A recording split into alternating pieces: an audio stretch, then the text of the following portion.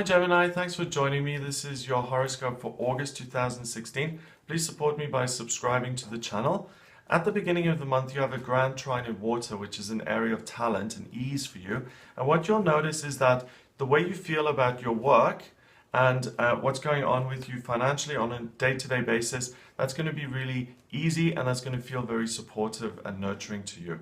On the 2nd of August, the new moon occurs. That's in your third house of communication. So you feel very, very at ease talking publicly and sharing your ideas and messages with other people. It's a great day for presentations. It's a great day to plead your case. It's a great day to get your message out there, to do it confidently and with enthusiasm and with a sense of fun and ease and joy. Mars moves into Sagittarius on the 3rd of August in your 7th house. So you will feel very, very driven to make some progress now when it comes to your relationships, to improve your relationships, to widen your net, to broaden your social circle, to have more people come into your life. And that's going to be the area of drive and ambition and focus. The moon conjuncts Venus and Mercury the next day on the 4th, and that's at the very bottom of your chart. So what you feel comfortable with and very good about is communicating with people in your family to express your own joy and enthusiasm and opinions. And I think you're really feeling the process of life. I think you've got a really good thing going on here at the beginning of August. You feel good, you feel like you're engaging with your life and things are fun. And you want to share those fun things with your family members and have them applaud you and pat you on the back and say, well done, and we're so happy for you that life is going well for you. Mars conjunct Saturn on the 5th, and this is really important. This conjunction, the two of them stay together and kind of smooch over there in the 7th house until the 7th of September. I didn't like that. They form a relationship which is very intimate and close. Mars is the soldier. It's the planet of war and desire. Saturn is, again, a very strong, tough, hardcore male energy, which is all about scrutiny and restriction. And for these two to come together means that you're really no nonsense, okay? All you're doing is you're saying, the aim of the game is to broaden my network, to meet more people. Why are you doing that? Because you want to feel like you're making progress. And when you go into August, progress for you personally will be, how many people do I have in my network? I mean, at other times it could be, how much money do I have in the bank? You know, what are my career prospects? What are my creative notions? But this time, this year, 5th of August, it's going to be, I want to make progress in meeting different people, which can help me move forward in some way. So you're passionate about people. Venus goes into Virgo the next day on the 6th of August. And family is the biggest gift and benefit that you've got this month. Venus, Mercury, the North Node, Jupiter and the Moon are all in Virgo in your 4th house of family. That's your safe haven. That's where you feel like you're making good decisions. That's where you feel nurtured, at ease, calm, at home. On the 7th and 8th of August, the Moon moves on into Libra and it starts to square Pluto, which is in your 8th. So the Moon in Libra in your 5th means that you feel very comfortable now in romantic settings over these 2-day periods. So if you're dating, if you're single, it's a great time to meet new people. Pluto in Capricorn in your 8th, forming a relationship with the Moon, means that over these 2 days when you meet new people, they can alter the landscape of your life and they can become some sort of almost a permanent institution in your life. This is someone who I'm going to continue to see. So for the singletons out there, this is great. If you're in a relationship already, you can talk out things that have been problematic and you can talk about them in a harmonious way that builds bridges and that overcomes any difficult situations that are unresolved. On the 9th and 10th, the Moon goes into Scorpio and it joins Black Moon Lilith in Scorpio in your 6th house. And if you've had any health conditions, this is a great day to do some research on them, to either, it may sound ridiculous, but if I've got something wrong with my body, I go to the doctor and I do all of those things. But I also sit down and I ask myself, what is it this is about? What is it that my body is trying to tell me? What could be the spiritual cause to this problem? And if you do that on the 9th and 10th, You will get some very helpful answers come up internally. And also, it's a great day for doctors to identify what the problem is. So if you do have something that's chronic, that's been ongoing, and you're not giving up, you're going to continue to find the solution to this problem, check it out on the 9th and 10th. It's very likely you'll get some answers. On the 11th and 12th of August, the moon now joins Mars and Saturn in your 7th. You know, these two big men, these two very strong, powerful, uncompromising energies. And the thing that's going to make you feel most at ease is being in a social setting and meeting new people. If you're looking at this really to the biggest extreme way we can, go traveling, expose yourself to different cultures, meet other people. That's going to make you feel like, oh my God, I'm making progress. In your own life, if you go to some sort of community event, or you meet a different group of people, or you join some club, that's going to feel very fulfilling. And it's all about meeting people. That's what makes you feel fired up and alive. And there's a reason for this, okay? Mars is unrelenting. It's saying, this is my drive, this is my ambition. So listen to Mars, honor that, and say, well, obviously I'm supposed to meet these people for a reason. I'm supposed to be a social kind of person for a reason. Otherwise Mars wouldn't be here. Because you'll meet someone that's going to benefit you in future, or that's going to have a strong impact in your life moving forward. Saturn goes direct on the 13th of August. Saturn is this planet of scrutiny and restriction. With it going direct now, coming out of retrograde, all of its energy is unleashed into your chart. And what that means is you're able to move forward now. You lose that sense of fear and anxiety, and I'm detoxing, and I'm restricted, and I'm limited. And it moves full steam ahead, and anything you progress with can become a solid, structured thing in your life. So let's say you go out to the pensioners' social do in your village on this day, then you will meet people who you'll know for a long time to come.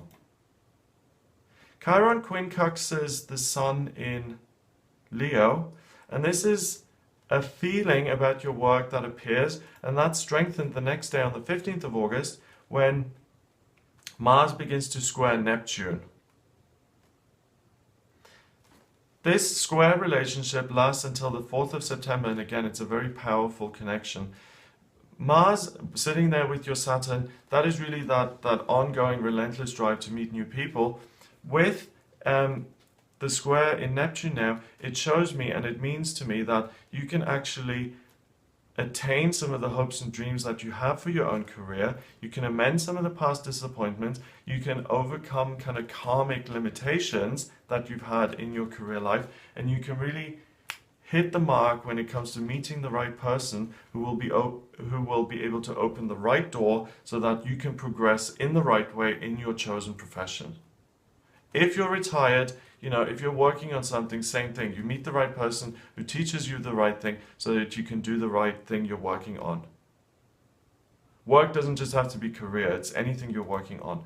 On the 16th of August, the moon is in Capricorn in the northeastern side of your chart, and it starts to square Uranus. So the focus here is, how am I working? What do I want to achieve? And the dreams that you actually have really become clear. So the mists part, your vision clears, this is what the goal is, and everything is pushing you towards getting to that goal. So Gemini, you're very laser sharp focus here. On the 17th, the moon goes into Aquarius, it's in your 9th house, and that squares Black Moon Lilith in your 6th. Okay, so this is again the physical side of things, the physical things that have been limiting you. By traveling or by seeing someone totally outside of your regular scope. I once went to see a witch doctor because I had an issue that no one knew about. So I went to see a witch doctor. It wasn't something within my realm of scope. But the people laughing at me right now, you're too limited. You're not open enough, because that witch doctor visit actually helped me and solved my problem. So consider things that you usually wouldn't consider, that aren't part of your culture, that aren't part of your usual mode of operation. That can be the solution to your problem, especially on the 17th. The full moon happens in Aquarius on the 18th, and the full moon is a culmination of energy. It's right on top of your chart. So the work that you can do that's going to have the most positive impact on other people will become apparent to you. But there's an almost lunar eclipse happening on this day, and it's almost because the moon moves through the Earth's shadow, but it's not actually darkened, it's just dimmed a little bit. So some people are seeing this as a lunar eclipse, other people aren't. Basically what it means is that the light of the full moon is dampened a little bit, and there are niggling doubts associated with it. And when you look at the hopes and dreams you can achieve in your working life, you'll get the but.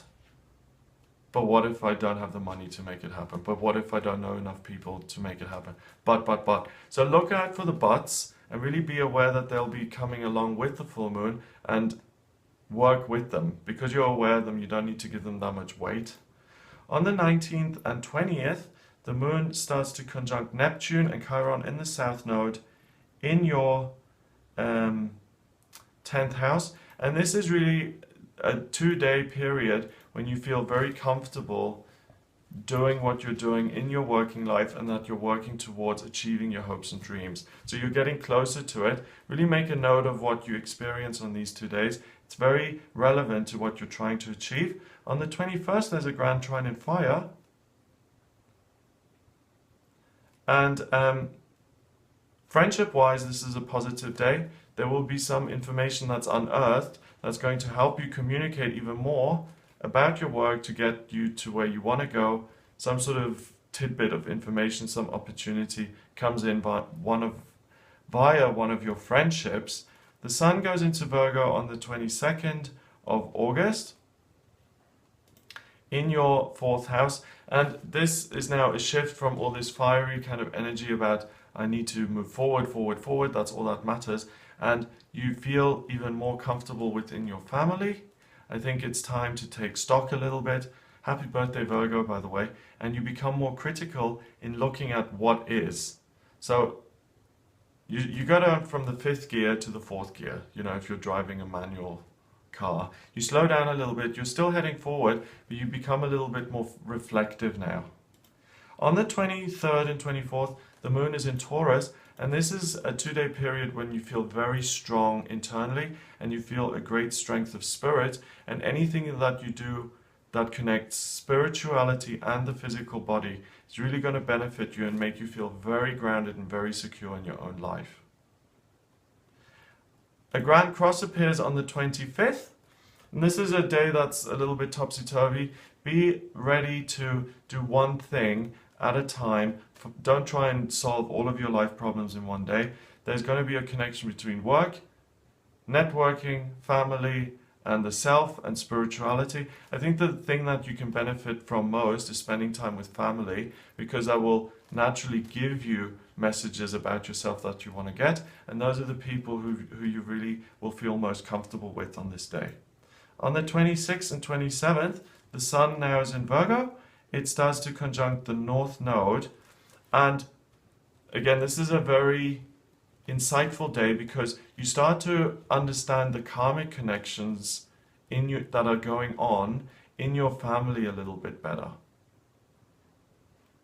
When I talk about this thing, what always comes to my mind, when I was at university, I met this guy at the pub in the first week that I was there, and I shook his hand, and I had the irrefutable knowledge that I have known this person in past lives already, and we've had a very important relationship, and it was irrefutable. It was just one of those things I knew. I just knew it.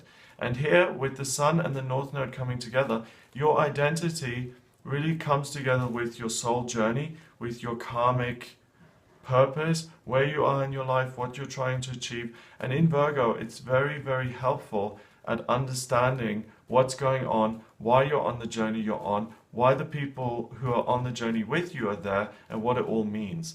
That comes together in a really positive, loving, communicative way, and in a way that you can understand it. So spend time with your family. You will get much more information on that kind of level around the 26th and the 27th. On the 28th, the moon starts to square Uranus. And as a friend of yours, if you are looking for an investment, if you're looking for a leg up in terms of a new business venture, in terms of doing something that's going to help you financially, ask a friend for the financial boost or for the extra support on this day. It's very likely that that'll go through and you'll get a positive response. Or if you ask anyone for anything, it's very likely that you're going to get what it is you're asking for. On the 29th, the moon is now in Leo in your third house, so you're chatty, and it squares Scorpio rising, okay? Again, this is a way to talk. This is a good way to talk out your physical problems, okay? So pretend like your body is another person and you're sitting there with your body and you're saying, why have you given me the eczema? What are you trying to tell me? And really make it very explicit. And it doesn't matter if you feel silly about it. If you want answers, it's very likely that you will get them, okay? These long, hidden inner things are coming to the surface and you can actually identify them.